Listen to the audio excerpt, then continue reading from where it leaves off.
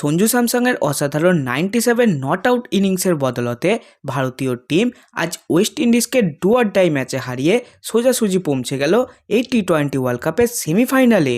হ্যাঁ বন্ধুরা, এই ওয়েস্ট ইন্ডিজ টিম যারা কিনা টি-20 ওয়ার্ল্ড কাপের ইতিহাসে কোনোদিনও কলকাতার ইডেন গার্ডেনে একটিও ম্যাচ হারেনি, আর তার পাশাপাশি বর্তমান সময়ে ভারতীয় টিম তারা বিরাট কোহলি ছাড়া 160 রান কখনো চেস করেনি। ঠিক এই পরিস্থিতিতে ডু অর ডাই ম্যাচে ভারতীয় টিম আজ ওয়েস্ট ইন্ডিজের বিরুদ্ধে মাঠে নেমেছিল, যেখানে টিম ইন্ডিয়ার টসে জিতে সর্বপ্রথমে বোলিং করার সিদ্ধান্ত নেয় আর ওয়েস্ট ইন্ডিজ টিমকে প্রথমে ব্যাটিং করার জন্য আমন্ত্রণ করেন।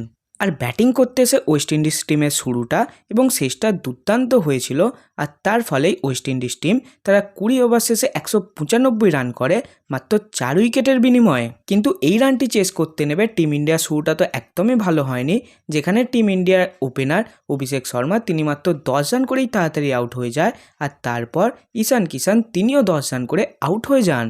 কিন্তু তারপর সঞ্জু স্যামসন তিনি বুঝিয়ে দিয়েছেন ফর্ম হয়তো টেম্পোরারি হতে পারে, বাট ক্লাসটা অলওয়েজ পার্মানেন্ট।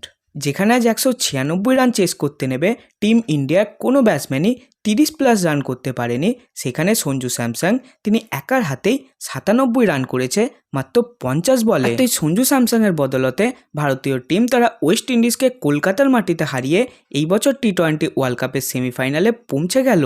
এবার অফিসিয়ালভাবে পৌঁছে যাওয়া সেমিফাইনালের 4টি টিম ও তাদের কবে কোথায় ম্যাচ আছে সেটা নিয়ে কথা বললে, সর্বপ্রথম সেমিফাইনালটি হবে সাউথ আফ্রিকা ও নিউজিল্যান্ডের মধ্যে, যেটি 4ই মার্চ এই কলকাতার ইডেন গার্ডেনেই খেলা হবে, এবং দ্বিতীয় সেমিফাইনাল ম্যাচটি ইংল্যান্ড ও ইন্ডিয়ার মধ্যে হবে, যেটি 5ই মার্চ হতে চলেছে।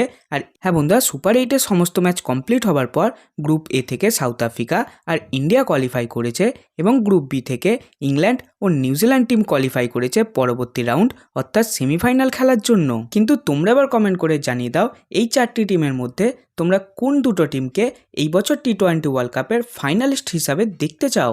আর তার পাশাপাশি আজ যদি ইন্ডিয়া টিমের পারফরমেন্স তোমাদের খুব সুন্দর লেগে থাকে তাহলে এই ভিডিওটিকে অবশ্যই একটি লাইক করে দাও, আর এই রকম আরও ক্রিকেট রিলেটেড ভিডিও দেখার জন্য চ্যানেলটিকে সাবস্ক্রাইব করে নাও। ধন্যবাদ।